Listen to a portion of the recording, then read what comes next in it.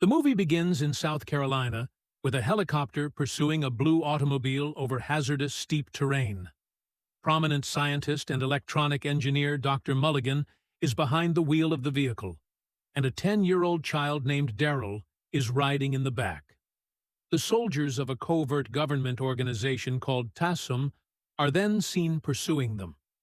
Dr. Mulligan takes refuge among the dense trees and briefly loses control of the chopper. He takes advantage of the moment to let Daryl out of the car, and the child flees to a nearby trail. Then, intentionally, Dr. Mulligan steers the vehicle to a wider route, attracting the helicopter's notice. He drives off a precipice and into the river below in a supreme gesture of selflessness. The troops have little chance of knowing that Daryl has already escaped when the automobile is crushed into a pulp. Furthermore, given his name, Dr. Mulligan is most likely returning as well, while the helicopter meticulously inspects the accident debris. An elderly couple finds Daryl safely and takes him to Barkington, a nearby South Carolina industrial town. Soon after, the child is turned over to the police and brought to a nearby daycare facility. There, he undergoes basic physical examinations and takes a bath. Daryl glances at Snellen's chart during the eye exam, then turns aside and repeats the entire alphabet in a sequential manner. He clearly has extraordinary cerebral talents and is not your typical child. I suppose it is impressive that a 10-year-old can already recognize the alphabet. The results of Daryl's medical evaluation are later delivered to Howie Fox, the center's chief social worker. The child appears to have acute amnesia, although his physique is in wonderful condition.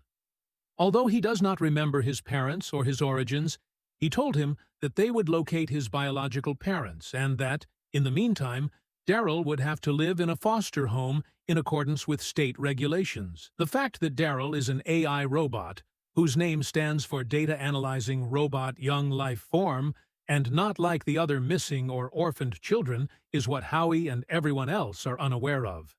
The child is a TASOM artificial intelligence experiment, the covert government agency. Although Daryl appears to be a typical 10-year-old boy, his brain is actually an advanced microcomputer with amazing features, such as the goddamn alphabet, the ability to hack and manipulate other computer systems, and extraordinary reflexes and multitasking abilities. The military funded the Daryl project with the goal of creating a better soldier in the future, but Dr. Mulligan, one of the project's experts, had grown more concerned about the project's immoral goals. That was the reason he and Daryl had fled the mission on base. A few days later, Howie calls his neighbor and good friend Andy Richardson on this new child at the facility. After that, Daryl is given to Andy and his devoted wife, Joyce, who will act as his foster parents. As it turns out, the couple wants to adopt a child because they are unable to conceive biological children. However, they must first foster a child in order to obtain approval. The couple welcomes Daryl to his new temporary residence and is overjoyed to have him. Daryl blends in with the Richardson family with ease as the days go by. Although he is very helpful and amiable, the adults quickly saw that he lacked some social skills. He takes things quite literally and lacks an understanding of humor and sarcasm. Thus, they present him to the Fox family, who live next door. Mrs. Elaine, their teenage daughter Sherry, and their clever son, Tyler Turtle Fox, are all introduced to him.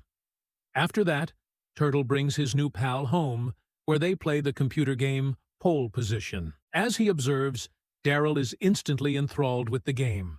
He then gives it a shot and breaks the record for most points on the first try. Do not take it too seriously, though, because Turtle and Sherry find this hilarious. Daryl attends school for the first time a few days later and impresses the teacher with his remarkable academic skills. At home, Andy instructs the child in baseball, but Daryl's powerful hitting skills astound him. Andy imagines his hometown baseball team, the Mohawks, winning the title as a result. In order to prevent the youngster from being snatched by other agents, he then demands that Daryl swear not to tell anybody about his exceptional baseball abilities. But the kid robot does not understand the notion of keeping secrets, so he immediately proceeds to inform his foster mother about his fun. Despite his inability to understand it, Daryl also starts to learn about men's attraction to women. One day, Andy and Daryl visit the ATM to take out cash. But due to a glitch in the bank computer, the machine indicates that there are not enough funds. At this point, Daryl resolves the issue on his own and fixes the mistake. Additionally, without Andy's awareness, he tricks the computer into displaying $1.4 million in his account. In order to warm up for the baseball game, Daryl and Andy then head to the school. Joyce acknowledges her conflicted feelings while conversing with her friends at home.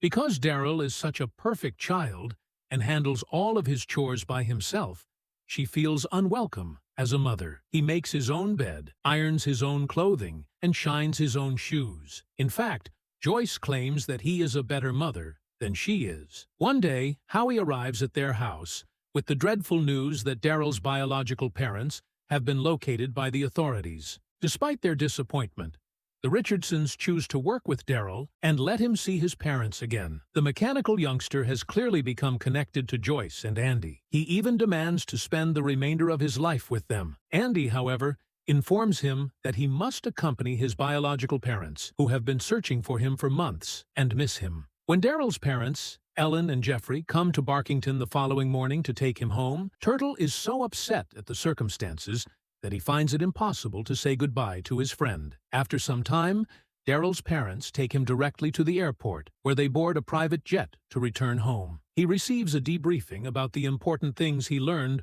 while living with the Richardsons, and in a startling turn of events, it is revealed that Ellen and Jeffrey are actually task completion sources restored. Important instances, like the conscious choice to strike out during the baseball game, are highlighted in the debriefing.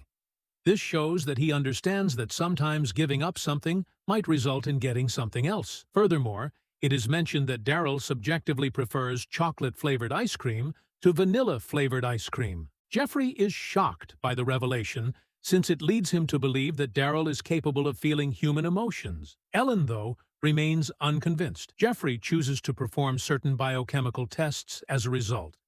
They place him in a room full of medical professionals and start examining his brain in detail. Daryl, on the other hand, breaks into the lab's computer and writes that he is afraid, and feeling that a robot is incapable of experiencing. Suddenly, the scene shifts to the Pentagon, where Dr. Jeffrey is presenting the results to the military generals. The military declares the Daryl project a failure after learning that Daryl is capable of experiencing human emotions, including fear. Jeff is shocked by their choice because he thinks they now know a lot more about Daryl than they did previously as a result of Dr. Mulligan's efforts.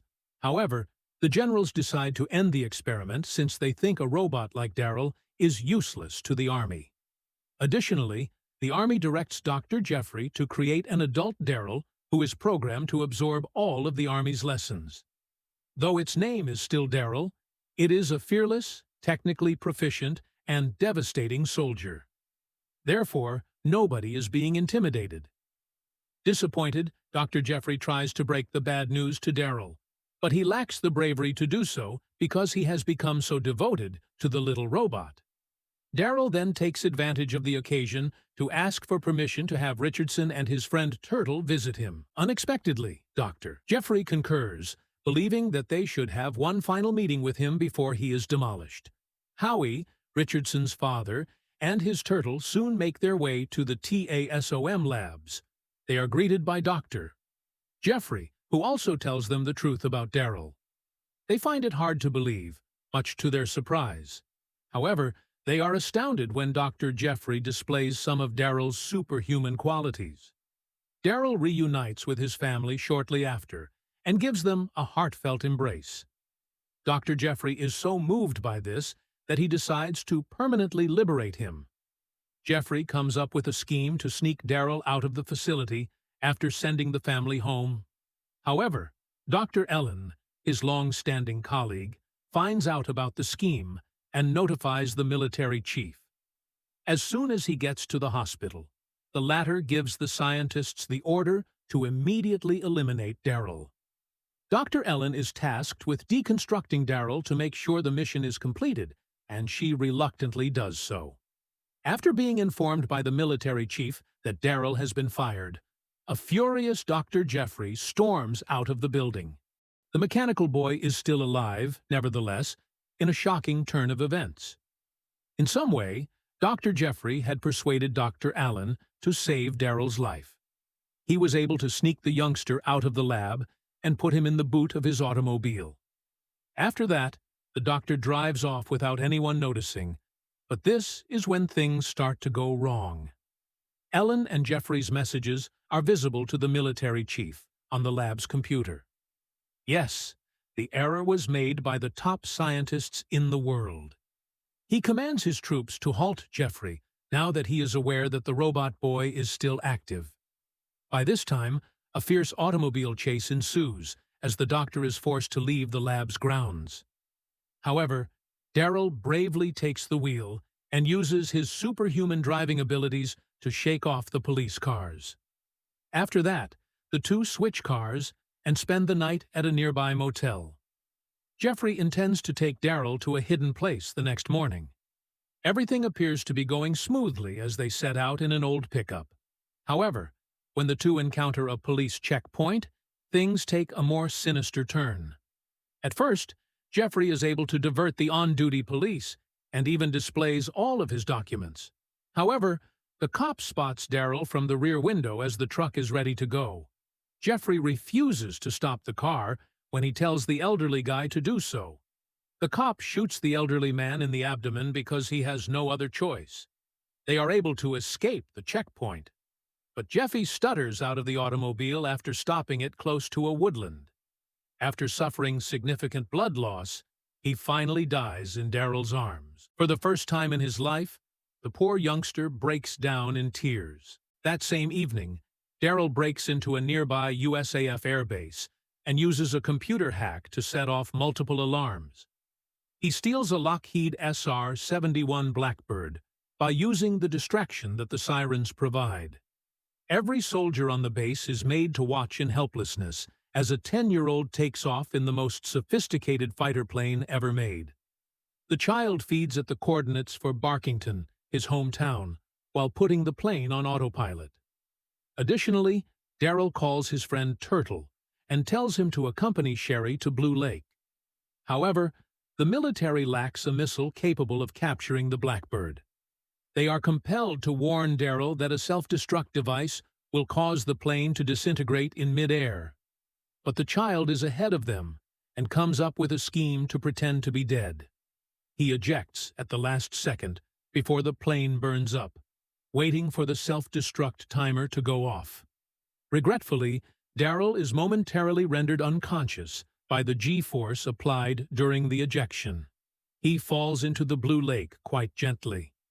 The additional weight makes him sink while still strapped to his seat, and the poor youngster eventually drowns as a result. Turtle and Sherry ride their bikes to the lake to meet their friend in the interim.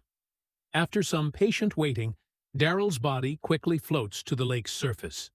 An upset Turtle plunges into the sea and swiftly pulls his best friend out. He immediately hurried Daryl to the closest hospital with his sister.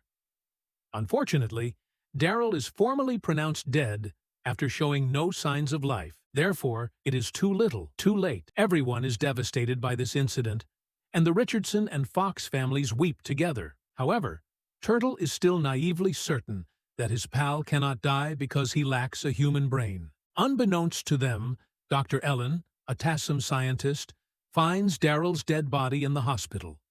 She silently brings him back to life by turning on his artificial brain. Daryl is no longer on TASC's radar because he was formally pronounced dead, because, I suppose, they did not implant any kind of GPS or tracker chip in him.